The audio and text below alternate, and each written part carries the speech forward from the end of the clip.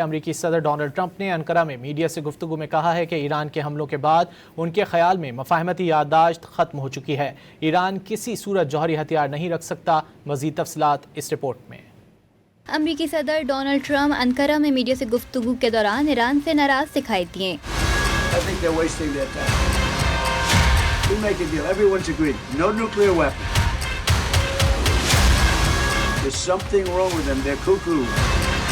कहा उनके ख्याल में ईरान के हमलों के बाद मुफाहमती याददाश्त खत्म हो चुकी। एक बार फिर दोहराया कि ईरान किसी सूरत जौहरी हथियार नहीं रख सकता। ईरान की तमाम क़यादत खत्म कर दी। अब वहाँ नए लोग हैं। आज भी ईरान के साथ डील करना चाहते हैं।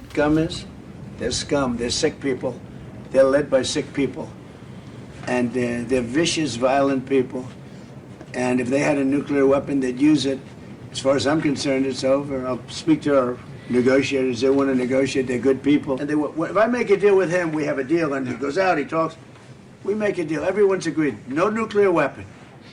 We make a deal. They go outside, talk to the press. They say, we never even talked about it. There's something wrong with them. They're cuckoo.